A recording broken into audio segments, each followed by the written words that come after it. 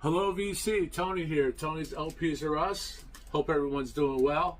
Today we're going to talk about this record. Why are we going to talk about this record? Because I realized it's 49 years old. It's almost 50 years old. So I'm thinking next year in March, this was released March 19th, 1976 in our bicentennial, and it was the 9th biggest selling record of America's bicentennial. And there were some great records that came out. As you know, we had Fleetwood Mac, we had the Eagles, etc., etc. So this was the 9th selling record. It was the first record that George did for the company Warner Brothers, the label Warner Brothers. Before that, he was with CTI, and maybe he was with Polydor for a few records, but this was his first record for Warner. I think it was his 11th studio album. But I'm talking about this record because I'm thinking, this would make a great Rhino High Fidelity Series album. Do it for the anniversary of the 50th anniversary coming up in March. It'll be your biggest jazz record that you guys have done, and I know that. I'm not. That's just not hyperbole. I think it. I really can actually say I've got in my gut, in my humble opinion, it would be your biggest selling jazz high fidelity series record. 5,000 copies would fly out because this record deserves another audiophile release. I know it has a MoFi release and maybe some others, but this is an original. But this is not the original jacket. And what I'm going to talk about are first pressings and what the first pressing jacket looks like and some other pressings. I actually have 3 or 4 different pressings of this. I'm going to talk about 3. And I'm going to tell you a little story before I go into my some 7 fun facts about this album and some personal experience about this album. But just the other day I was going through eBay to do some research because I was looking at this record. I wanted to see what audiophile records were produced, what the inner sleeves may have looked like on an original. And I saw one person selling albums said, first pressing, Breezin', This Masquerade, blah, blah, blah. And I saw this jacket on his photo. And I said, that is not a first pressing. This guy's going to get screwed by buyers on eBay. If they want to, they could send this back as item not as described because this isn't a first pressing. So I wrote to him, explained my reasoning. I said, you know what? I sell records once in a while on eBay. This is not a first pressing. You are opening yourself up for a return. And usually with a $10 record or whatever, you're just going to say to the person, keep the record. Otherwise, it's not worth it for me to have you send it back, to pay the shipping both ways. And he thanked me, so that was my good deed for the day. So there it is. But back in 1976, when I was working at a huge record store near a university, a college university, people would come in for this record in the spring of '76, probably April or May, when This Masquerade basically took off, #1 record, Billboard #1 album, etc. People would come in saying, we want the new Stevie Wonder record. And I said, well, Stevie Wonder doesn't have a new record at this point. You know, we have this, we have that. No, it's not on that album. Well, what's the song? The song is This Masquerade. And if you listen to This Masquerade, and if you know Stevie Wonder's voice as a younger man in the 70s and 60s, this sounds a lot like Stevie Wonder. So that's my little personal thing. I remember that. I don't remember a lot from 1976, but I do remember that. And we always talk about it, the guys that I still keep in contact with, the people that I worked at the record shop with. So you know my story about that, so I'm not going to go into it. Now, as far as some other fun facts about this record was recorded in 3 days by the great Al Schmidt, who worked for Capitol. It was recorded on January 6th to January 8th in 3 days. Hollywood, California, Capitol Studios, Studio A, I believe.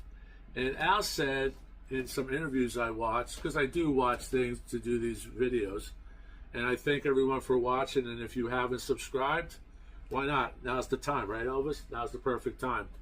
So please subscribe. But anyway, Al said they recorded, in those 3 days, they recorded 8 tunes for the album, but only 6 made the album.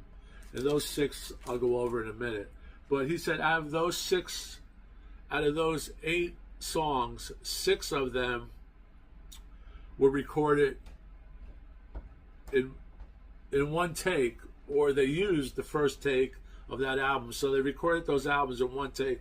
And same with this Masquerade, was recorded in one take with a cheap $80 microphone at the time that Al was using just to get the layout of the land.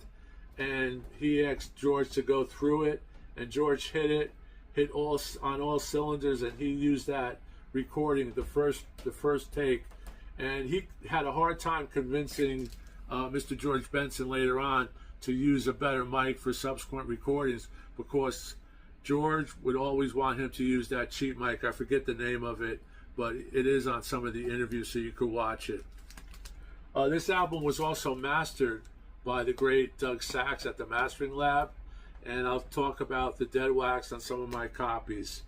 So amazing, right? One take, this incredible record.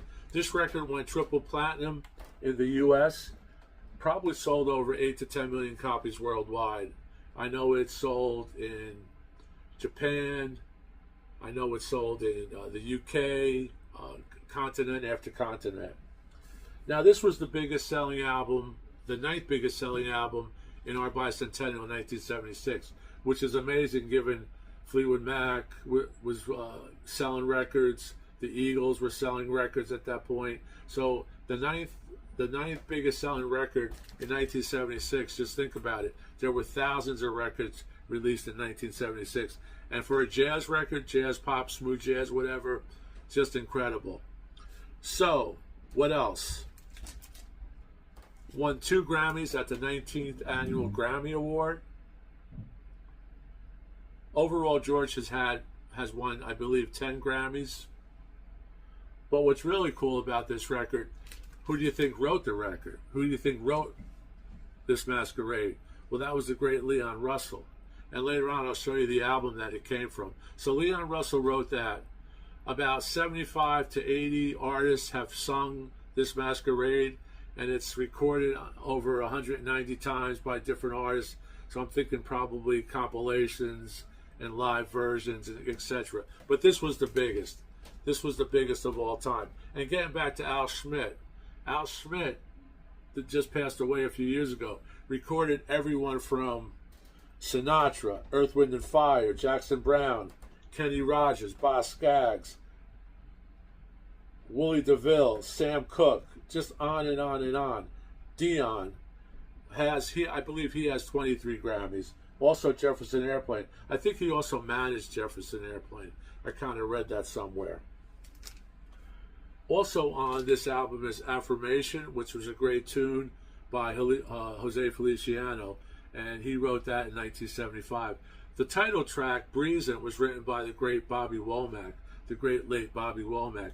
And if you look up this Masquerade and you ask AI some questions about royalties, what I got back was that the royalties were split between Leon Russell and Bobby Womack, which is a misnomer because Bobby Womack did not have anything to do with this Masquerade, but he did write Breezin'. So you have to be very careful when you look at AI for some of this information, because if you don't have a good path or a good eye for inaccuracies on AI, you could get fooled. So always get different sources when you're looking up some of this stuff. I find a lot of mistakes on Wikipedia. I find a lot of mistakes. Now I'm using AI for my research. Now, like I said, there's 3 variants of this jacket, which I have, and I will show you. I'll also go over the dead wax. But before I do it, I just want to talk about the guitar that he used on this record. He used a Gibson Johnny Smith guitar that was, the first time he used it, he bought it from some dude that came to his house in New York saying, I got this guitar for sale. And Benson said, well, where'd you get the guitar? He said, well, my girlfriend bought it for her ex-boyfriend. Since they were broken up, she asked me to go back to the house and get the guitar. I went back, I got the guitar from this dude, and now I'm selling it to you. And George Benson said, he basically gave the guy half of what he could have bought it for new. And the fun fact is, George Benson has put up all his guitars, or the majority of his guitars, for sale in what's called the, let me see here, I think the George Benson Reverb online sale. And he's got the guitar, that Gibson Johnny Smith guitar, for sale for $1 under $1 million. He also has 43 other axes for sale for various prices. Now, I'm surprised it hasn't sold for $1 million already. Maybe they're not really pushing it out there, but $1 million for this guitar that is iconic, just legendary, you know. So you can read about that as well. George was only 33 when he did this. I believe George is now around 80, and now he's starting to sell off his equipment for various reasons, you know, financing different items or different. And you know, you can't hold on for stuff for everything. And I'm starting to realize that, like, what are we going to do with all these records, right? So we have to talk about that. Now I'm going to show you, like I said, the Leon Russell record that this masquerade came from, and there it is, and there he is in some type of mask. He's in a masquerade. This is from the album Carney, great record. I love the back cover. And so many artists have done this. Like I said, over 80, 90 artists have done this. And one that I do have pulled off the shelf was on this album, a great record from the Carpenters. Karen does a great job singing this masquerade. And this is a record of older tunes that they brought back, and thus the title, Now and Then. Not the Beatle track, Now and Then, which is weird, right? So let's get into the different pressings.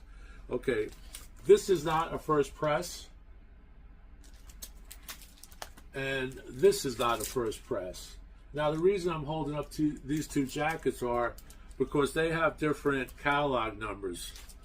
This catalog number is BS 2919, and this catalog number for the same record, same jacket, is BSK 3111. Now the labels are also changed on the record. They're different variants. Now the reason this record has these different jackets, it sold so quickly, and was to keep up in demand, Warner Brothers had to scramble to press it. And once they knew that this masquerade is what's selling the record, they put it on this jacket. Now here is the first press. You can see there's no this masquerade on that.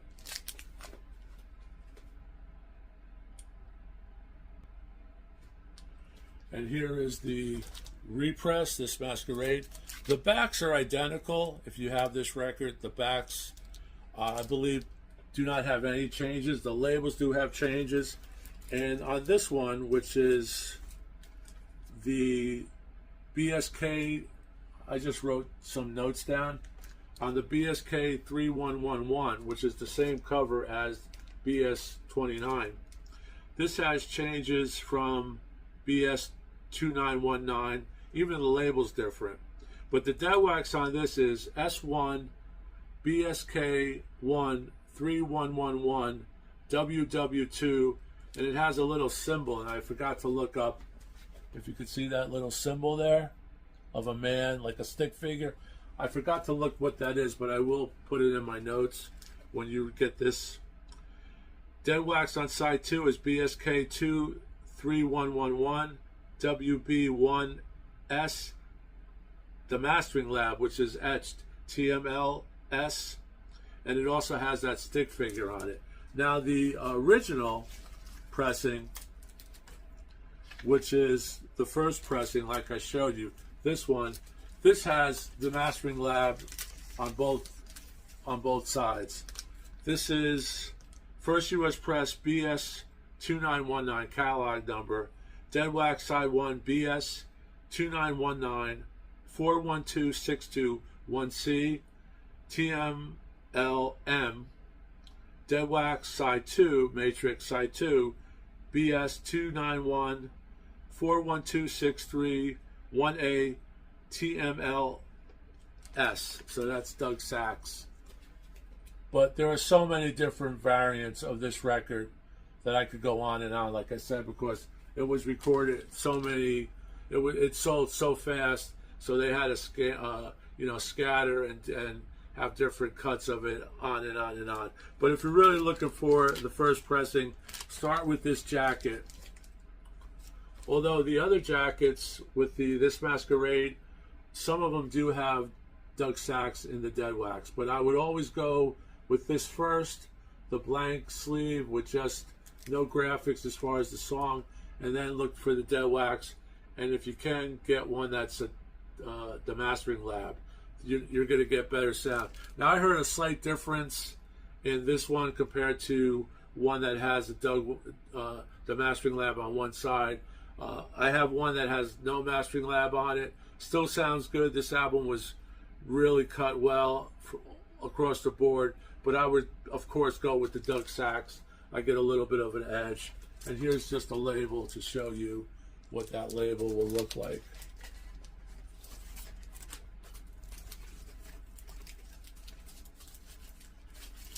Hard to get it out of these sleeves, I'm afraid.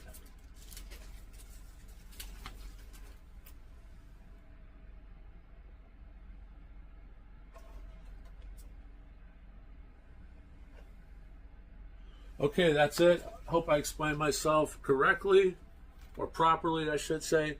Keep rocking. Please like and subscribe. Really appreciate it. And if Rhino, if you're listening, this would be a great opportunity for you to start getting the contract on this, maybe doing a 50th anniversary in your High Fidelity series or one of your other audiophile signature labels. So keep rocking. Thanks a lot. Take care. Talk to you soon. Ciao.